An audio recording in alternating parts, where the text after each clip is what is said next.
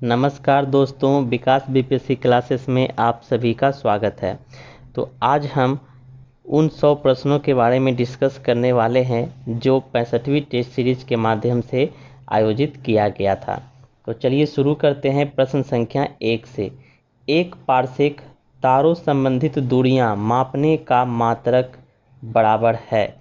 Option है 4.25 प्रकाश वर्ष, 32.6 प्रकाश वर्ष, 3.26 किलोमीटर, 3.26 प्रकाश वर्ष, इनमें से कोई नहीं, इनमें से एक से अधिक। तो इसका जो सही ऑप्शन है वह है हमारा विकल्प डी, यानी कि 3.26 प्रकाश वर्ष। हम लोग सभी जानते हैं कि एक पारसेक बराबर जो होता है वह 3.26 प्रकाश वर्ष होता है, और पारसेक जो है वह खगोलीय दूरी मापने की सबसे बड़ी इकाई है। अब बात करते हैं प्रश्न संख्या 2 की। निम्नलिखित में सूची 1 में भौतिक राशियां एवं सूची 2 में उनके मात्रक दिए गए हैं, उन्हें सुमेलित करें। फर्स्ट में है त्वरण। तो हम लोग जानते हैं कि त्वरण का जो मात्रक होता है वह होता है मीटर प्रति सेकेंड स्क्वायर। तो ए का जो हमारा होगा वह होगा 4। बी में है बल। तो हम लोग जानते हैं बल का जो मात्रक होता है ऐसा ही वह होता है न्यूटन, यानी बी का 3। और कार्य का हमारा जो होता है वह जूल होता है, और आवेग का न्यूटन सेकेंड होता है। तो इस तरीके से हमारा जो आंसर हो गया ए का हो गया 4, फिर बी का हमारा हो गया 3, फिर सी का हमारा हो गया 1, फिर डी का हमारा हो गया 2। तो 4 3 1 2। तो हमारा सही ऑप्शन जो है 4 3 1 2 वह है विकल्प डी में, यानी 2 का सही आंसर है विकल्प डी। अब हम बात करते हैं प्रश्न संख्या 3 की। प्रश्न संख्या 3 है ऊष्मा की इकाई निम्नलिखित में से कौन नहीं है। ऑप्शन है सेंटीग्रेड, कैलोरी, अर्ग, जूल। तो दिए गए विकल्प में जो सही आंसर है वह है सेंटीग्रेड, क्योंकि सेंटीग्रेड जो है वह ऊष्मा की इकाई नहीं है बल्कि ताप की सीजीएस पद्धति में इकाई है। वही विकल्प बी की बात करें कैलोरी, विकल्प सी की बात करें अर्ग, और विकल्प डी की बात करें जूल, तो ये सभी ऊष्मा की मात्रक है। तो 3 का जो सही विकल्प है वह है ए सेंटीग्रेड। प्रश्न संख्या 4 है हवा में आर्द्रता को मापने के लिए कौन सा उपकरण प्रयोग में लाया जाता है। ऑप्शन है हाइड्रोमीटर, हाइग्रोमीटर, स्पेक्ट्रोमीटर, लैक्टोमीटर, इनमें से कोई नहीं, इनमें से एक से अधिक। तो प्रश्न में यहाँ ध्यान से पढ़िएगा, हवा में आर्द्रता की बात कर रही है। तो हवा में जो आर्द्रता को मापा जाता है वह हाइग्रोमीटर से मापा जाता है। विकल्प ए की बात करें हाइड्रोमीटर, तो हाइड्रोमीटर से जो है वह हमारा डेंसिटी को मापा जाता है। डी की बात करें लैक्टोमीटर, तो लैक्टोमीटर से जो है हमारा दूध की शुद्धता को मापा जाता है, दूध की शुद्धता को मापा जाता है।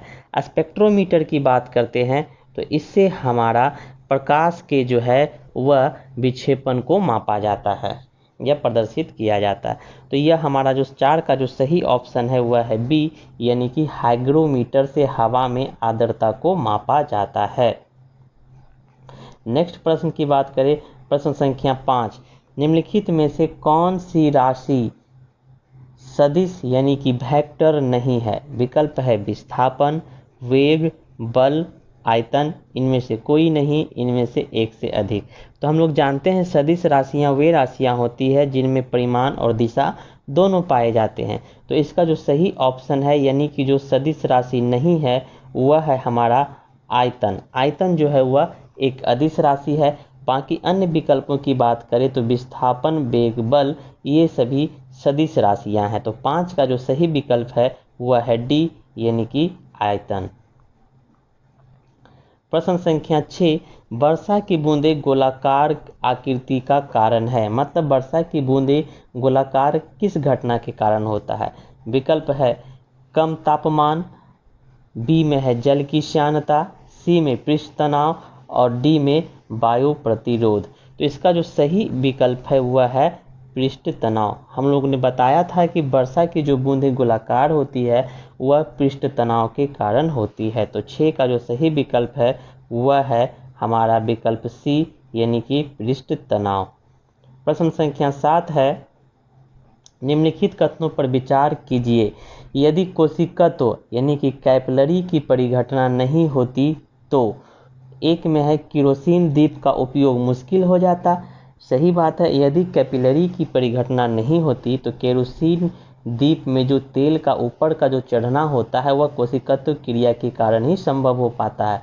तो अगर यह घटना नहीं होती तो केरोसिन दीप का उपयोग हमारे लिए मुश्किल हो जाता, यानी कि यह जो है वह क्या है, सही है। 2 नंबर प्रश्न है, स्याही शोथ पत्र काम करने में विफल हो जाता। ठीक उसी प्रकार से जो हमारा स्याही शोथ पत्र होता है उसमें भी कैपिलरी क्रिया के दौरान स्याही जो है वह ऊपर चढ़ता है। तो इसका भी जो सही ऑप्शन, यह भी हमारे लिए सही विकल्प है, इसलिए हमारा जो है 1 तथा 2 दोनों सही है। तो विकल्प सी सही है। 7 का जो विकल्प है वह है सी। अब बात करते हैं प्रश्न संख्या 8 की। सूर्य के प्रकाश को धरती की सतह पर पहुंचने में लगने वाला समय है लगभग। जी हाँ, ध्यान दीजिएगा, यहाँ लगभग मांग रहा है। तो ऑप्शन है 2 मिनट, 4 मिनट, 8 मिनट, 16 मिनट, इनमें से कोई नहीं, इनमें से एक से अधिक। इसका जो सही विकल्प है वह है सी, यानी कि 8 मिनट। प्रश्न संख्या 9 है, मरीजों के पेट के अंदर का परीक्षण करने हेतु डॉक्टरों द्वारा प्रयुक्त एंडोस्कोप निम्नलिखित में से किस सिद्धांत पर आधारित है। विकल्प है प्रकाश का परावर्तन, प्रकाश का परिवर्तन, प्रकाश का अपवर्तन, प्रकाश का कुल आंतरिक परावर्तन, इनमें से कोई नहीं, इनमें से एक से अधिक। तो इसका जो सही ऑप्शन है वह है हमारा प्रकाश का कुल आंतरिक परावर्तन, यानी कि विकल्प डी। एंडोस्कोप जो है वह प्रकाश के कुल आंतरिक परावर्तन पर ही कार्य करता है। प्रश्न संख्या 10 है, निम्नलिखित में से कौन सा कथन सही नहीं है। ए है, हीरो का अपवर्तनांक कांच के अपवर्तनांक से कम होता है। जी बिल्कुल सही है, हीरो का जो अपवर्तनांक है कांच के अपवर्तनांक से कम होता है, इसलिए यह तो सही है। बी है, लाल रंग का अपवर्तनांक बैगनी रंग से कम होता है। यह भी सही है, लाल रंग का अपवर्तनांक जो होता है बैगनी रंग से कम होता है, क्योंकि जिस रंग का तरंगदैर्घ्य जितनी अधिक होती है उस रंग का अपवर्तनांक उतना ही कम होता है। तो लाल रंग का अपवर्तनांक कम होता है और बैगनी रंग का अपवर्तनांक अधिक होता है। सी है, लाल रंग का तरंगदैर्घ्य बैगनी रंग के तरंगदैर्घ्य से अधिक होता है। यह भी सही है। और डी है, लाल रंग का प्रकीर्णन बैगनी रंग के प्रकीर्णन से अधिक होता है। यह हमारा गलत है। लाल रंग का प्रकीर्णन जो है वह बैगनी रंग के प्रकीर्णन से अधिक नहीं होता है, बैगनी रंग का प्रकीर्णन लाल रंग से अधिक होता है। तो 10 का जो हमारा सही विकल्प है वह है विकल्प डी, यानी कि लाल रंग का प्रकीर्णन बैगनी रंग के प्रकीर्णन से अधिक होता है। 11 नंबर जो प्रश्न है, निम्नलिखित कथनों पर विचार करें और पता करें कि कौन सा कथन सही है। कथन 1 है कि रक्त समूह की खोज कार्ले लैंडस्टीनर के द्वारा किया गया। तो यह विकल्प जो है हमारा कथन सही है कि रक्त समूह की खोज कार्ले लैंडस्टीनर के द्वारा किया गया, यह हमारा सही कथन है। कथन 2 है, रक्त परिवहन को सर्वप्रथम विलियम हार्वे के द्वारा समझाया गया। तो यह भी सही है, लेकिन प्रश्न में कहा जा रहा है, ध्यान दीजिएगा, कि कथन सही है। तो कौन सा हमारा कथन सही है। 1 और 2 दोनों सही है, अर्थात हमारा विकल्प डी जो है वह सही है। प्रश्न संख्या 12 में है, निम्नलिखित में से किस विटामिन में कोबाल्ट पाया जाता है। तो हम लोग सभी जानते हैं विटामिन B12 जो है उसमें कोबाल्ट पाया जाता है, जिसे कि साइनोकोबालेविन भी कहा जाता है। तो 12 का जो सही विकल्प है वह है डी, यानी कि B12। प्रश्न संख्या 13 की बात करते हैं, निम्नलिखित में से किस विटामिन को ऑर्गोकैल्सिफेरॉल कहते हैं। Vitamin B, vitamin D2, vitamin K, vitamin C, इनमें से कोई नहीं, इनमें से एक से अधिक। तो आर्गो कैल्सीफिरोल, जैसे यहाँ पे शब्द यूज हुआ है कैल्सीफिरोल, यानी कि विटामिन डी का ये कॉम्प्लेक्स है, तो विटामिन डी को जो है वो आर्गो कैल्सीफिरोल कहा जाता है। यानी 13 का जो सही विकल्प है वह है B, Ergo calciferol, vitamin D2 यानी कि बी नंबर। प्रश्न संख्या 14, हीमोग्लोबिन क्या है? विकल्प है पौधों की पत्तियों में पाए जाने वाला पदार्थ, यह तो बिल्कुल गलत है, पौधे के पत्तियों में पाए जाने वाला पदार्थ नहीं है। विकल्प बी है मानव रक्त में पाए जाने वाला पदार्थ, यह सही है, मानव रक्त में हीमोग्लोबिन पाया जाता है।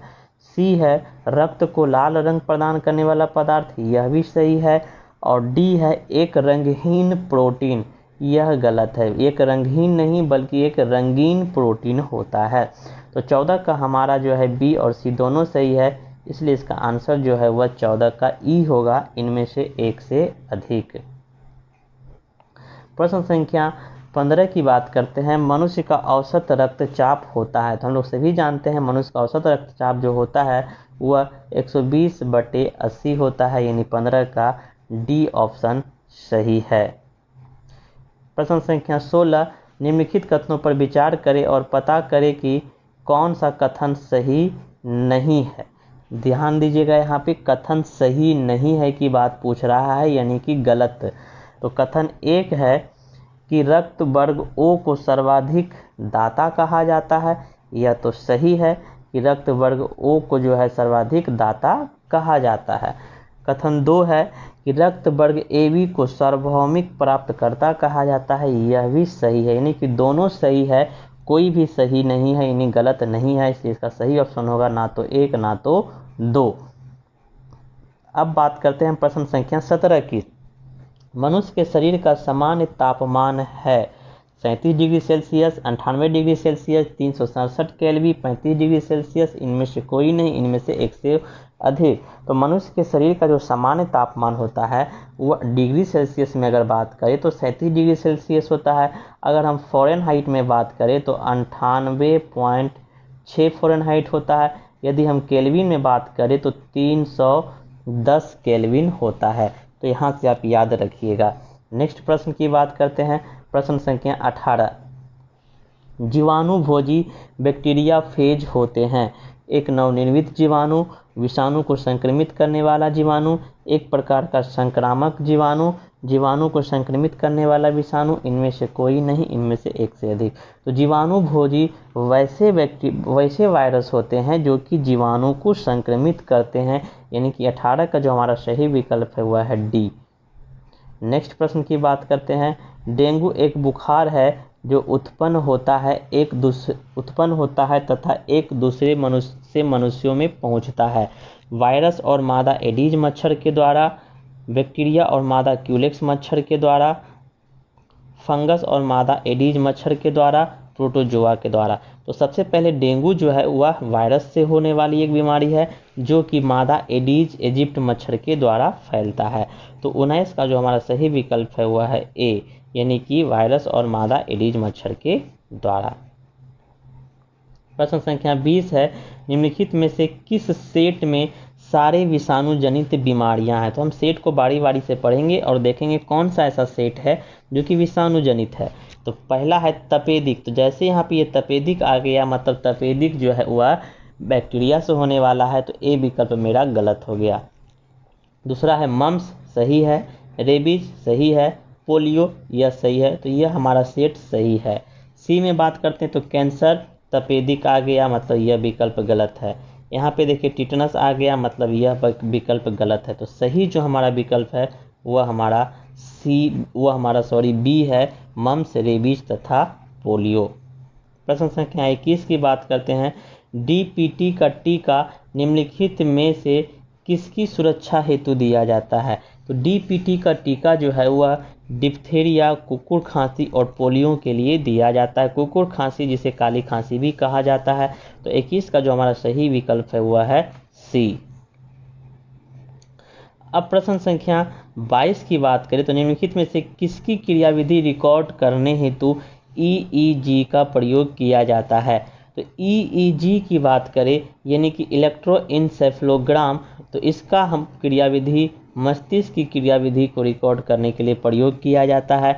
हार्ट की अगर हम बात करते हैं तो हार्ट के लिए ECG का प्रयोग किया जाता है, जिसे इलेक्ट्रोकार्डियोग्राम कहते हैं। तो 22 का जो सही विकल्प है वह है C, यानी कि मस्तिष्क। 23 नंबर प्रश्न है, मेंडल के आनुवंशिकता का सिद्धांत किस पर आधारित है? कायिक जनन पर, अलैंगिक जनन पर, लैंगिक जनन पर, उपयुक्त सभी, इनमें से कोई नहीं। तो मेंडल का जो आनुवंशिकता का सिद्धांत है वह लैंगिक जनन पर आधारित है, यानी 23 का जो सही विकल्प है वह है C। प्रश्न संख्या 24, जीव कोशिकाओं में आनुवंशिक लक्षणों के नियंत्रण में निम्नलिखित में से कौन सा उत्तरदायी है? एंजाइम, हार्मोन, RNA, DNA, इनमें से कोई नहीं, इनमें से एक से अधिक। तो इसका जो सही विकल्प है वह है हमारा विकल्प D, यानी कि DNA। आनुवंशिक लक्षणों का नियंत्रण DNA के द्वारा नियंत्रण किया जाता है। तो 24 का सही विकल्प है D, यानी कि DNA। प्रश्न संख्या 25, निम्नलिखित में से किसका उपयोग जो है जैव उर्वरता के रूप में किया जाता है? विकल्प है एजोला, नीलहरित शैवाल और 3 में यूरिया। इनमें से चुनना है कि किसका उपयोग किया जाता है। तो एजोला का उपयोग जैव उर्वरता में किया जाता है, नीलहरित शैवाल का उपयोग भी जैव उर्वरता के रूप में किया जाता है, यूरिया का उपयोग जैव उर्वरता में नहीं बल्कि रासायनिक उर्वरता में किया जाता है। तो यह जो है हमारा गलत हो गया। तो हमारा जो विकल्प सही है वह 1 तथा 2 है, यानी 25 का C, 1 तथा 2। प्रश्न संख्या 26, मानव शरीर में अधिकतम मात्रा में पाया जाने वाला तत्व है? तो मानव शरीर में अधिकतम मात्रा में जो पाया जाने वाला तत्व वह है ऑक्सीजन, और यह हमारे शरीर में लगभग 65% पाया जाता है। तो यह हमारा 26 का जो सही ऑप्शन है वह है C, यानी कि ऑक्सीजन। नेक्स्ट प्रश्न की बात करें 27 नंबर, निम्नलिखित में से कौन सा कथन सही नहीं है? मनुष्य के शरीर में कुल 206 हड्डियां होती है, सही है। मनुष्य की सबसे छोटी हड्डी स्टेपीज है, यह भी सही है। मनुष्य की सबसे बड़ी हड्डी फीमर है, यह भी सही है। मनुष्य में कुल 24 जोड़े पसलियां होती है, यह गलत है। 24 जोड़े पसलियां नहीं, जबकि 12 जोड़े पसलियां होती है, जिसकी संख्या 24 होती है। तो यह जो हमारा गलत है, और वही प्रश्न में कह रहा था कि कौन सही नहीं है, तो विकल्प D जो है हमारा सही नहीं है। तो 27 का जो सही विकल्प होगा वह D होगा। प्रश्न संख्या 28, निम्नलिखित कथनों पर विचार करें और पता करें कि कौन सा कथन सही है। विकल्प 1 कह रहा है कि विकासवाद का सिद्धांत चार्ल्स डार्विन के द्वारा दिया गया था, बिल्कुल सही है। दूसरा है जैव विकास को सर्वप्रथम लैमार्क ने समझाया था, यह भी सही है। तीसरा है विकास के उत्परिवर्तन के सिद्धांत का प्रतिपादन अर्नेस्ट हैकन ने किया था, यह गलत है। विकास के उत्परिवर्तन का सिद्धांत जो है वह ह्यूगो डी ब्रीज ने दिया था, तो यह हमारा गलत है, यानी कि कथन 1 और कथन 2 सही है। तो हमारा सही विकल्प जो है वह है C, यानी कथन 1 तथा कथन 2। 29 नंबर प्रश्न है, एम्फीबिया बताता है। तो एम्फीबिया का मतलब होता है उभयचर। तो एम्फीबिया अर्थात वैसे जीव कहलाते हैं जो कि जल एवं स्थल दोनों पर रह सकने में संभव होते हैं। तो इसका सही विकल्प जो है वह है विकल्प D, यानी कि जल एवं स्थल दोनों पर रह सकने वाले जीवों को एम्फीबिया कहा जाता है। तो इसका सही विकल्प है D। प्रश्न संख्या 30, नाभि के अलावा कोशिका के किस कोशिकांग में DNA पाया जाता है? तो नाभि के अलावा जो है कोशिकांग में DNA वह माइटोकॉन्ड्रिया में पाया जाता है, और दूसरा प्लास्टिड, जिसे कि हम लोग लवक कहते हैं, इसमें भी पाया जाता है। तो माइटोकॉन्ड्रिया और प्लास्टिड दोनों में DNA पाया जाता है नाभि के अलावा। तो इसका जो सही ऑप्शन होगा वह विकल्प E होगा, इनमें से एक से अधिक। प्रश्न संख्या 31 है, मुगल सम्राट द्वारा नियुक्त बंगाल का अंतिम गवर्नर कौन था? तो बंगाल का जो अंतिम गवर्नर था मुगल सम्राट के द्वारा वह था मुर्शिद कुली खान। तो इसका सही विकल्प जो है वह है B है, मुर्शिद कुली खान। प्रश्न संख्या 32, किस गवर्नर जनरल ने भारत में दास प्रथा को समाप्त किया था? तो दास प्रथा को समाप्त करने वाले गवर्नर जनरल थे जिसका नाम था लॉर्ड एलन बारो। तो 32 का जो सही विकल्प है वह है बी, लॉर्ड एलन बारो। प्रश्न संख्या 33 है, सती प्रथा पर प्रतिबंध किसने लगाया था? तो सती प्रथा पर प्रतिबंध जो है वह 1829 ईस्वी में लॉर्ड विलियम बेटिक ने लगाया था, राजा राम मोहन राय के कहने पर। तो यानी कि हमारा जो 33 का जो सही विकल्प है वह है सी, विलियम बेटिक। प्रश्न संख्या 34 है, सर थॉमस मुनरो किस भू राजस्व बंदोबस्त से संबंधित था? तो सर थॉमस मुनरो जो है वह अस्थाई बंदोबस्त से संबंधित था। तो 34 का जो सही विकल्प है वह है ए। प्रश्न संख्या 35 है, महलवाड़ी व्यवस्था किस क्षेत्र में लागू किया गया था? तो महलवाड़ी व्यवस्था जो है वह पंजाब क्षेत्र में लागू किया गया था। तो दिए गए विकल्प में जो सही विकल्प है वह है ए, यानी कि पंजाब। प्रश्न संख्या 36 है, व्यपगत का सिद्धांत किससे संबंधित है? तो व्यपगत का सिद्धांत, जिसे डॉक्ट्रिन ऑफ लैप्स भी कहा जाता है, वह जो है लॉर्ड डलहौजी से संबंधित है, जिसे गोद लेने की सिद्धांत भी कहा जाता है। तो यह हड़प नीति का सिद्धांत भी कहा जाता है। तो 36 का जो सही विकल्प है वह है विकल्प सी, लॉर्ड डलहौजी। प्रश्न संख्या 37 है, निम्नलिखित 1857 से संबंधित क्षेत्र एवं सूची 2 में क्षेत्रों का नेतृत्व करता दिया है, उनमें को सुमेलित कीजिए। तो झांसी का नेतृत्व जो है वह रानी लक्ष्मीबाई के द्वारा किया गया था, तो यह सही है। अवध में नेतृत्व जो है लियाकत अली के द्वारा किया गया था, यह गलत है। अवध में जो है वह बेगम हजरत महल के द्वारा किया गया था, तो यह गलत है। कानपुर में जो है वह नाना साहब के द्वारा किया गया था, यह सही है। और बिहार में बेगम हजरत महल, यह गलत ही। तो सभी जानते होंगे कि बिहार में वीर कुंवर सिंह के द्वारा किया गया था। तो प्रश्न में पूछ रहा था कि सुमेलित नहीं है, तो इस प्रकार से हमारा बी और डी जो है वह सुमेलित नहीं है। तो ऑप्शन हो जाएंगे इनमें से एक से अधिक, यानी 37 का ई। 38 नंबर प्रश्न की बात करें, निम्नलिखित में से किसने 1872 ईस्वी में नेटिव मैरिज एक्ट को पारित करने में महत्वपूर्ण भूमिका निभाई थी? तो 1832 में जो नेटिव मैरिज एक्ट पारित किया गया था, उसमें महत्वपूर्ण भूमिका केशव चंद्र सेन ने निभाई थी। तो 38 की जो सही विकल्प है वह है सी, केशव चंद्र सेन। प्रश्न संख्या 39, निम्नलिखित में से कौन एक सुमेलित है? भारतीय ब्रह्मा समाज, लाला लाजपत राय, ये गलत है। भारतीय ब्रह्मा समाज जो है वो केशव चंद्र के द्वारा किया गया था। तत्वबोधिनी सभा, केशव चंद्र सेन, यह भी गलत है। सत्यशोधक समाज, देवेंद्र नाथ टैगोर, यह भी गलत है। सत्यशोधक समाज जो है ज्योतिबा फूले के द्वारा किया गया था। The servants of India society, Gopal Krishna Gokhale, यह हमारा सही है, यानी 39 का जो सही विकल्प है वह है डी। प्रश्न संख्या 40, रामकृष्ण मिशन की स्थापना किसने की थी? तो हम लोग सभी जानते हैं रामकृष्ण मिशन की स्थापना 1897 ईस्वी में स्वामी विवेकानंद के द्वारा की गई थी। तो 40 का जो सही विकल्प है वह है विकल्प बी।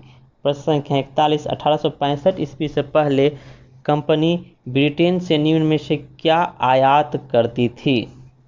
तो ब्रिटेन से जो आयात करती थी वह, अब यहाँ पे जो देखा जाए प्रश्न क्या है कि 1865 ईस्वी से पहले कंपनी ब्रिटेन से निम्न में से क्या आयात करती थी?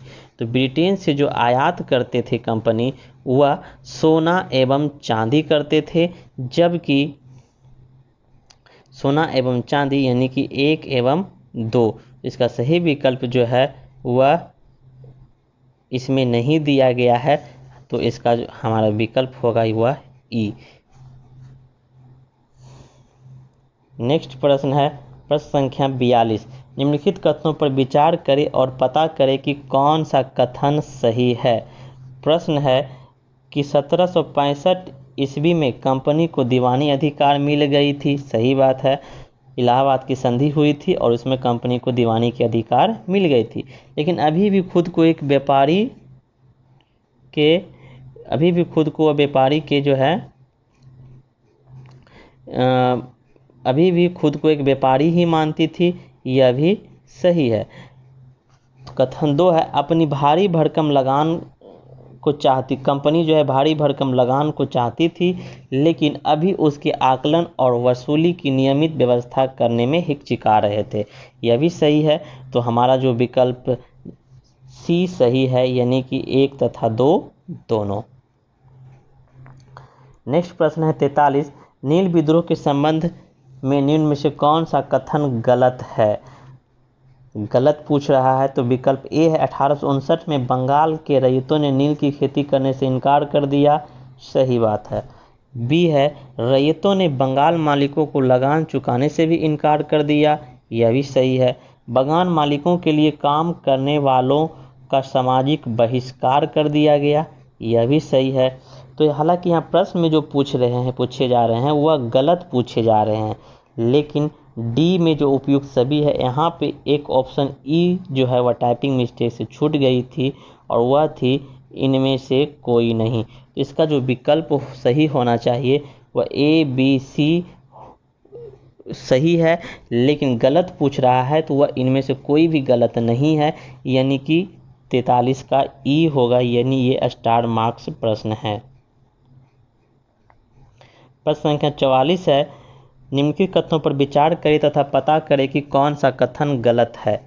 कथन 1 है, कंपनी अपने राजस्व बढ़ाने के उद्देश्य से कंपनी ने 1793 में अस्थायी बंदोबस्त लागू किया, बिल्कुल सही बात। अस्थायी बंदोबस्त लागू करने का उसका मुख्य उद्देश्य जो था वह कंपनी के राजस्व आय को बढ़ाना था। कथन 2 है, इस बंदोबस्त की शर्तों के हिसाब से राजाओं और तालुकदारों को जमींदारों के रूप में मान्यता दी गई, सही बात। अस्थायी बंदोबस्त में जो है वह जमींदारों को मान्यता दे दी गई, तो इसका जो दोनों कथन सही है, अर्थात हमारा जो है वह सही है, लेकिन प्रश्न में पूछे जा रहे हैं कि गलत है। प्रश्नों पर भी ध्यान दे, प्रश्न भी काफ़ी पेचीदा तरह से घुमाया हुआ रहता है। तो यहाँ पे पूछ रहा था कि कौन सा कथन गलत है, तो हमारा दोनों कथन सही है, मतलब कि कोई भी गलत नहीं है। तो यह ना तो 1 या ना तो 2। प्रश्न संख्या 45, नील दर्पण का नाटक का लेखक कौन था? तो नील दर्पण नाटक का जो लेखक है वह है दीनबंधु मित्र। प्रश्न संख्या 46, भारत में आधुनिक शिक्षा प्रणाली की नींव किससे पड़ी? तो भारत में जो आधुनिक शिक्षा प्रणाली की नींव जो है वह 1835 के मैकॉले स्मरण पत्र के द्वारा पड़ी। प्रश्न संख्या 47 है, भारतीय ब्राह्मण समाज के संस्थापक कौन थे? तो भारतीय शब्द जब यूज किया जाएगा तो भारतीय ब्राह्मण समाज के संस्थापक ईश्वर चंद्र विद्यासागर थे, लेकिन अगर सिर्फ ब्राह्मण समाज के संस्थापक पूछे जाएं तो वह राजा राममोहन राय होंगे। तो 47 का सही विकल्प है विकल्प डी। प्रश्न संख्या 48, सत्यार्थ प्रकाश के लेखक हैं? तो सत्यार्थ प्रकाश जो है वह दयानंद सरस्वती के द्वारा लिखा गया था, लेकिन इसमें विकल्प में दयानंद सरस्वती का नाम नहीं है, तो इसलिए इसका सही विकल्प होगा ई, इनमें से कोई नहीं। प्रश्न संख्या 49 है, संथाल विद्रोह का नेतृत्व किसने किया था? संथाल विद्रोह का नेतृत्व जो है वह सिंधु कान्हू और भैरव चांद के द्वारा किया गया था, अर्थात ए तथा बी दोनों सही है, यानी कि 49 का सही विकल्प ई है। 50वां प्रश्न है, फराइजी कौन थे? हाजी शरियतुल्लाह के अनुयायी थे।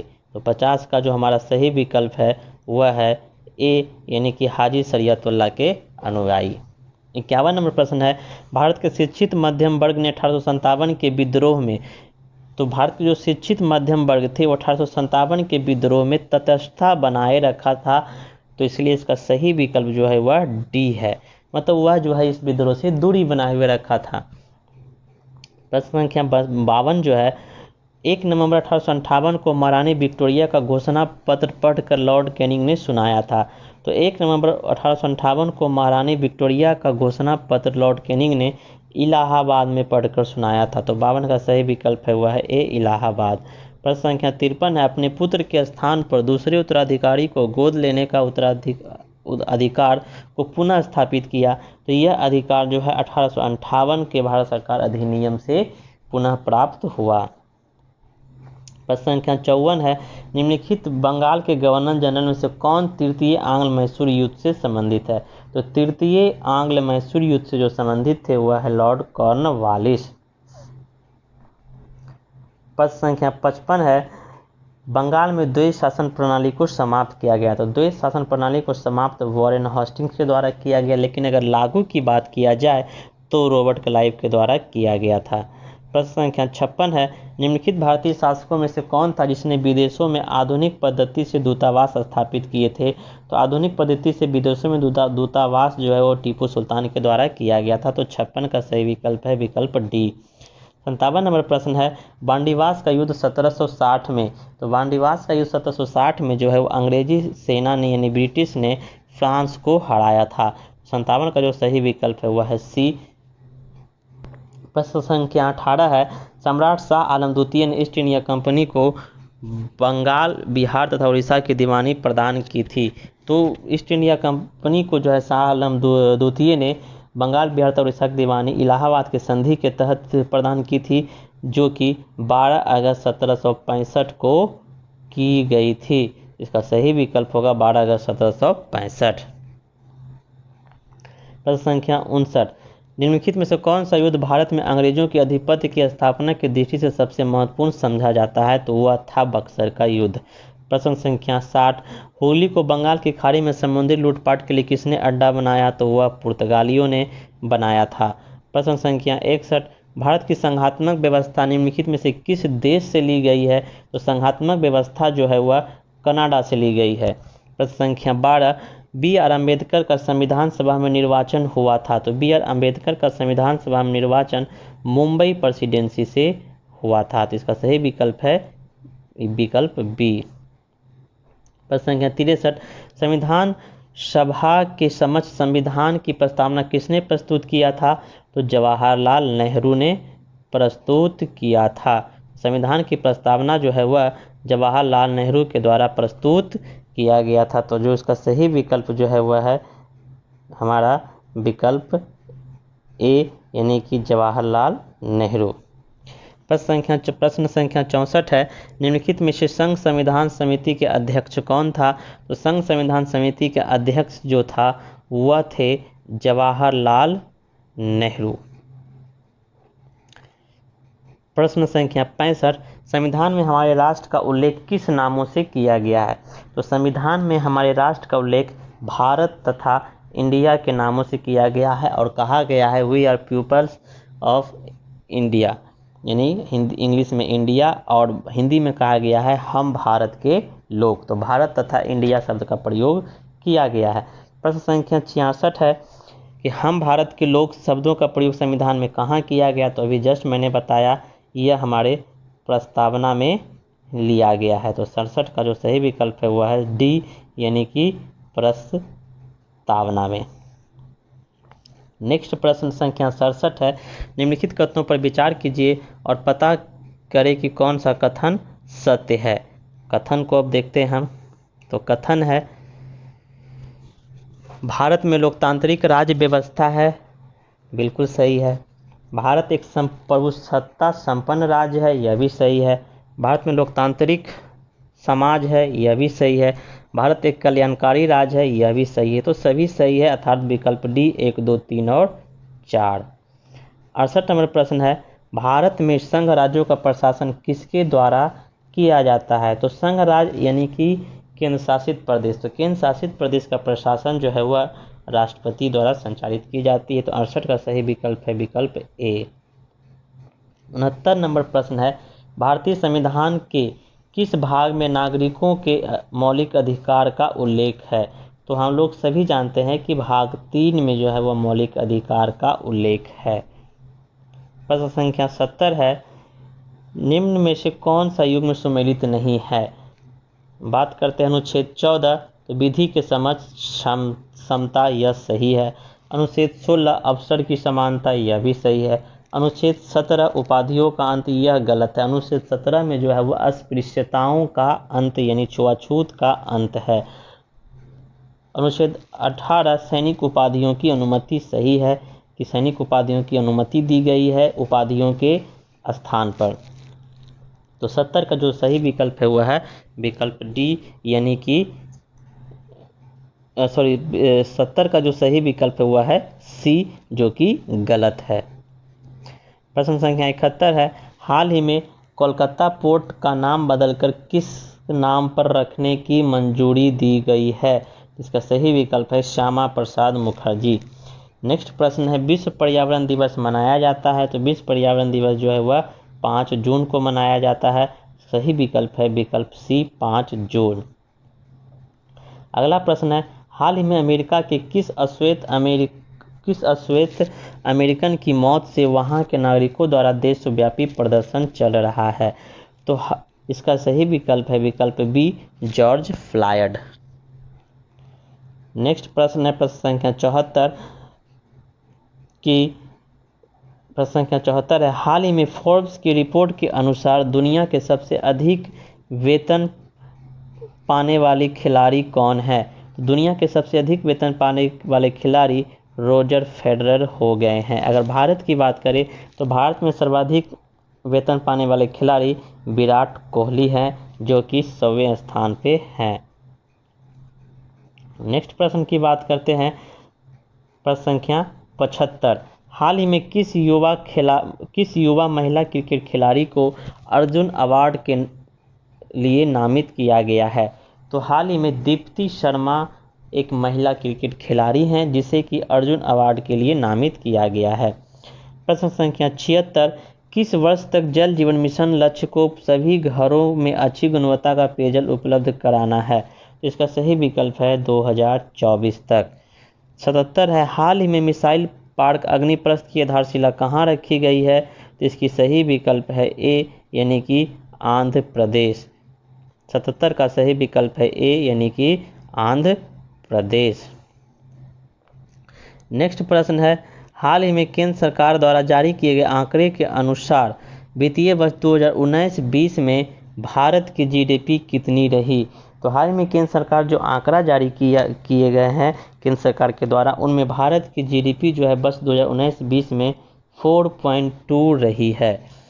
प्रश्न संख्या 79 है निम्नलिखित में से कौन सा देश ब्रिक्स में शामिल नहीं है, Bharat, Brazil, China, south Korea. सही विकल्प है डी साउथ कोरिया जो कि ब्रिक्स में शामिल नहीं है। नेक्स्ट प्रश्न है चांद की आर्टिफिशियल मिट्टी बनाने का पेटेंट किस भारतीय संगठन ने हासिल कर लिया है, तो सही आंसर है इसका बी यानी कि इसरो। 81 नंबर प्रश्न है निम्नलिखित में से कौन सा कथन संयुक्त राष्ट्र संघ से संबंधित नहीं है, इसकी स्थापना 24 अक्टूबर 1945 को की गई थी। सही है। इसका हेडक्वार्टर जेनेवा में स्थित है। यह गलत है। इसका हेडक्वार्टर जो है वह न्यूयॉर्क में अवस्थित है। वर्तमान में इसके प्रेसिडेंट एंटोनियो गुटेरेस हैं। यह भी सही है। इनमें से कोई नहीं, इनमें से एक से अधिक। तो इसका जो सही विकल्प है वह है बी जो कि गलत है। इसका हेडक्वार्टर जेनेवा में नहीं न्यूयॉर्क में स्थित है। प्रश्न संख्या 82 वर्तमान में आरबीआई की रेपो दर कितनी है, तो हाल ही में आरबीआई ने अपने रेपो दर 4% किया है। तो इसका सही विकल्प है ए यानी कि 4%। नेक्स्ट प्रश्न है विश्व में चाय के उत्पादन में भारत कौन से स्थान पर है, तो विश्व में चाय के उत्पादन में भारत दूसरे स्थान पर है जबकि पहले स्थान पर चाइना है। प्रश्न संख्या 84 निम्नलिखित में से कौन सा कथन WHO के बारे में सही नहीं है, इसकी स्थापना 7 अप्रैल 1945 को की गई थी। यह गलत है। इसकी स्थापना 7 अप्रैल 1948 को की गई थी। इसका हेडक्वार्टर जेनेवा में स्थित है। यह सही है। वर्तमान में इसका प्रेसिडेंट टेड्रोस अधानों है। यह सही है। इनमें से कोई नहीं। तो इसका जो सही विकल्प है जो कि गलत है वह है ए 7 अप्रैल 1945 की जगह 48 होना चाहिए। नेक्स्ट प्रश्न है KYC का पूरा नाम है, तो KYC का पूरा नाम जो है वह नो योर कस्टमर है। प्रश्न संख्या 86 हाल ही में केंद्र सरकार ने राज्यों के जीडीपी की उधार सीमा 5% कर दिया है। जीडीपी का फुल फॉर्म है, तो जीडीपी का फुल फॉर्म है ग्रॉस डोमेस्टिक प्रोडक्ट, जिसे हिंदी में सकल घरेलू उत्पाद भी कहा जाता है। तो 86 का सही विकल्प है सी यानी कि ग्रॉस डोमेस्टिक प्रोडक्ट, सकल घरेलू उत्पाद। प्रश्न संख्या 87 हाल ही में WHO के 77वें सत्र का आयोजन संपन्न किया गया।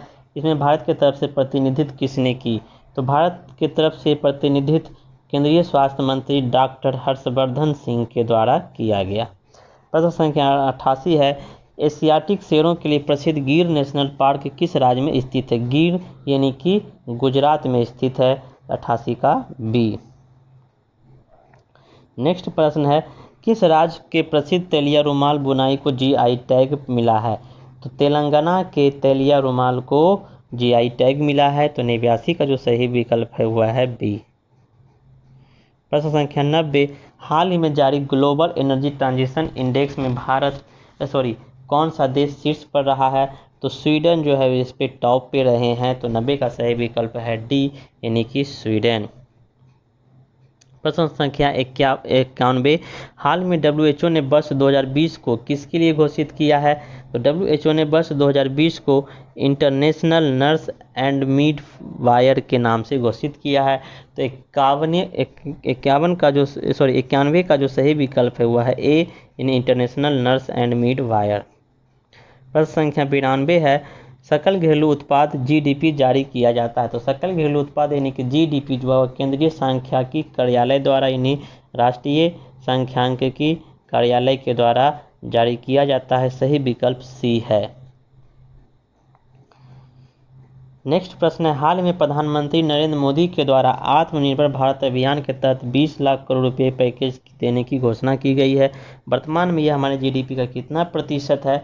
तो वर्तमान में जो है ये हमारे जीडीपी का 10% है। 93 का बी।